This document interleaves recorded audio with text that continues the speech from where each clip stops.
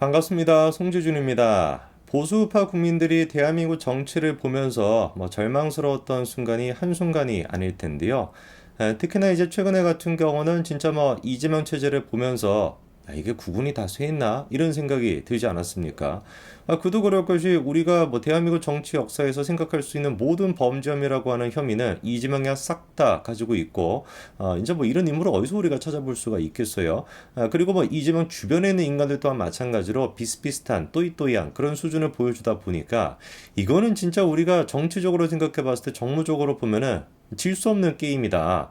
선거가 됐거나 대선이 됐고 어떤 선거든지 간에 우리가 압승을 거둘 수가 있다라고 하는 게 상식적인데 희한하게 어떻게 된 것인지 지금까지 지지율을 보게 된다면은 이 민주당의 지지율은 35%에서 40%가 안정적으로 나오고 윤석열 대통령 같은 경우는 한 과반 정도는 훌쩍 그냥 돼야 될 것 같은데 어떻게 된 것인지 계속해가지고 30%대 40%대 이렇게밖에 안 나오다 보니까 심지어 또 어떤 여론조사 기관에 따르면은 국민의힘이 아직까지도 민주당에 뒤처진다 이런 얘기가 나오다 보니까 자연스럽게 우리가 절망감을 느끼고 그리고 또 야, 여론조사 이렇게 믿을 만한 게 못 된다 이런 생각을 했던 거 아니겠습니까? 그런데 드디어 진짜 민주당에 대한 정확한 평가가 나오고 있는 것 같습니다.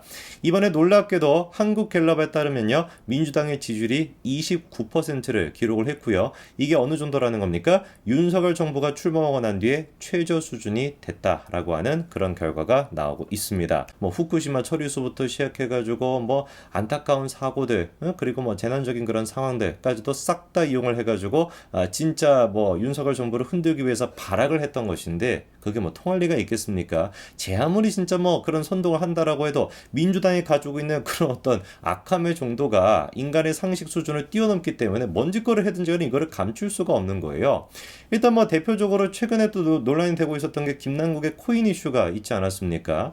하다가 김남국의 코인까지 진짜 이거를 물타기 할 거라고는 우리가 상상을 못 했는데, 야, 진짜 민주당은 항상 상상을 뛰어넘습니다. 이것조차도 물타기를 하더라고요. 일단 그 건덕지가 됐던 게 뭐였습니까?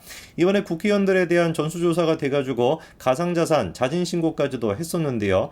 그때 이제 드러났던 게 현역 의원 11명 정도가 코인 거래란 전력이 있다라는 거 아니었습니까? 국민의힘 쪽에 5명이 들어가 있고요. 민주당 쪽에 3사람 들어가 있고, 시대전환 조정은 의원 또한 마찬가지로 들어가 있고요.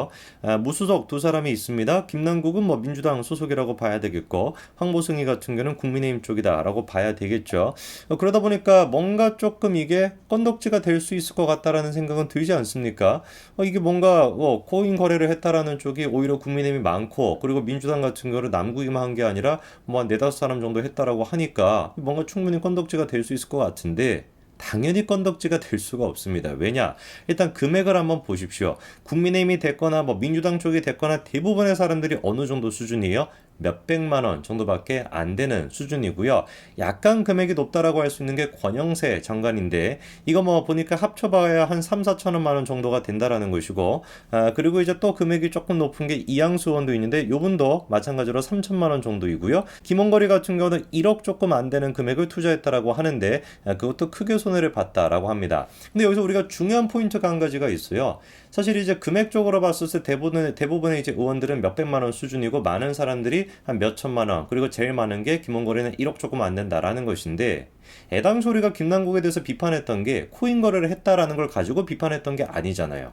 그렇지 않습니까? 물론 이제 코인 거래란 양만 생각해 보더라도 남국에 이게 지금 전문 업자인 것인지 국회의원인 것인지 구분이 안 될 정도로 전 세계 무슨 코인 바닥을 쥐락펴락할 정도의 어마어마한 큰 손이다라고 하는 게 물론 차이는 있기는 있습니다만 뭐가 됐든지 간에 애당초 김남국을 비판했던 게 가상화폐 거래를 했다 이것만 가지고 우리가 비판했던 것이 아니에요. 상임위 도중에 그렇게 뭔가 코인 직거래나 하고 앉아 있었다라는 거 그게 이제 윤리에 위반이 된다라는 것이고 내부자 정보 같은 걸 활용한 거 아니냐 그리고 이해 충돌의 여지가 있는 거 아니냐 이런 어떤 의혹들을 가지고 우리가 비판했던 것이지 거래를 했다라는 것 자체만 가지고 비판했던 게 아니거든요. 근데 이런 내막과 이런 팩트가 명백함에도 불구하고 MBC까지도 동원이 돼가지고 물타기를 했던 겁니다. 뭐라고 지금 대놓고 쓰고 있습니까?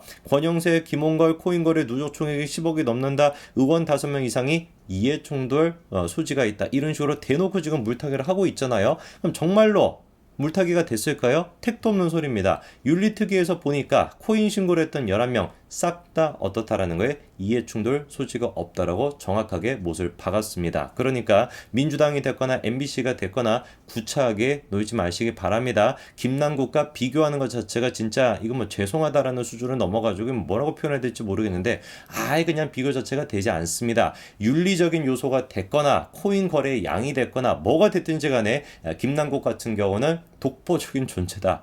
유일무이한 존재다라고 얘기할 수 있으니까 제발 좀 물타기 하지 마시기 바랍니다. 자, 그리고 이번에 자진신고를 통해 가지고 김남국에 대한 추가적인 내용까지도 우리가 확인할 수가 있었는데 이건 뭐 진짜 뭐 끊이지 않는 셈인 것 같아요. 파도 계속해서 나옵니다. 남국에 대한 얘기를 또 들어보니까요. 코인 87종을 8억 원치를 가지고 있었다라는 건데 우리가 좀 주목해 봐야 되는 게 8억 원이라고 하는 것도 뭐 눈에 띕니다만 더 눈에 띄는 게 87종이라는 거 아닙니까?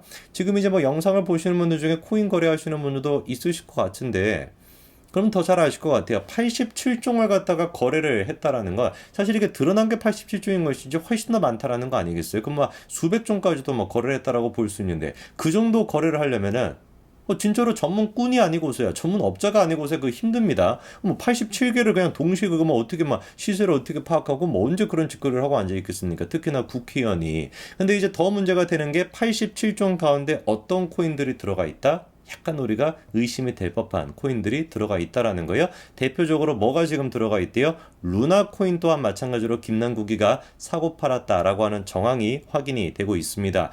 루나 코인 기억나시죠? 그렇죠? 이거 대대적인 이슈가 되지 않았습니까? 권도영이가 이제 발행했던 그런 코인인데 이게 이제 사기성 코인이었다라 그래서 어마어마하게 많은 사람들이 피해를 봤었는데 우리 남국이 또한 마찬가지로 하필이면 그 루나 코인에 거래를 했다라고 하는 기록이 지금 이제 정황이 드러나고 있는 상태입니다. 그리고 이제 또 남국이가 거래했다라고 하는 코인들을 보니까 이른바 듣보잡 코인들도 많이 들어가 있다고 합니다. 근데 무슨 대범함이 있어가지고 무슨 또 확신이 있어서 그러는지는 모르겠지만 그런 이제 듣보잡 코인들의 몰빵하는 모습까지 보여줬다라고 하는데 조금 더 지켜봐야 되겠죠. 이게 진짜 김남국의 어떤 그 남자다운 그런 어떤 강인함 대범함 때문에 그런 잡코인들에 몰빵할 수 있었던 것인지 아니면 진짜 뭐 속은 진짜 뭐 타들어갈 정도로 작은 인간이 내부자 거래인가 내부자 정보 같은 걸 활용해서 몰빵할 수가 있었던 것인지 그거는 조금 더 수사 결과가 필요할 것 같습니다.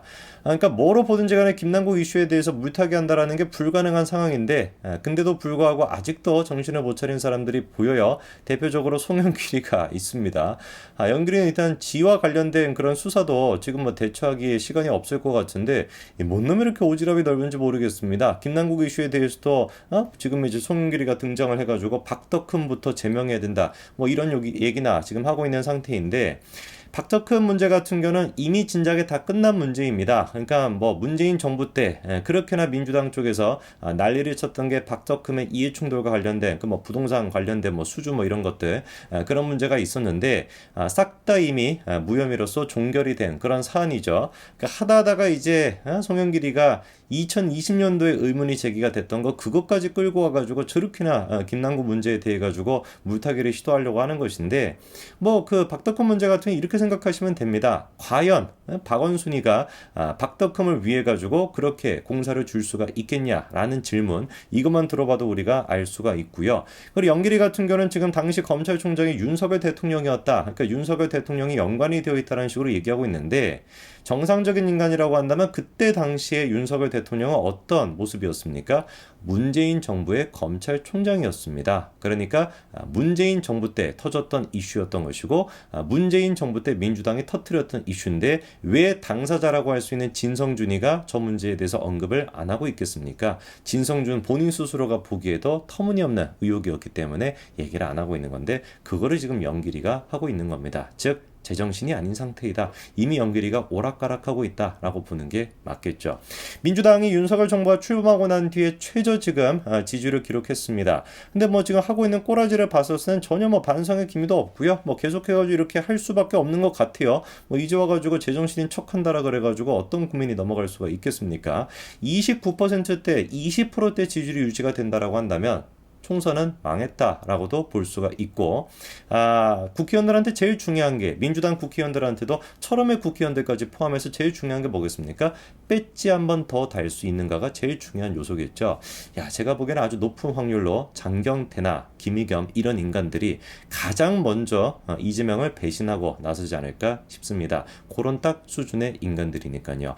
어떤 식으로 친명계가 멸망하게 될지, 그리고 또 어떤 식으로 친문과 친명계가 또 싸움을 하게 될지 우리는 그냥 흥미롭게 지켜보면 될 것 같습니다. 여기까지 말씀드리겠습니다. 감사합니다.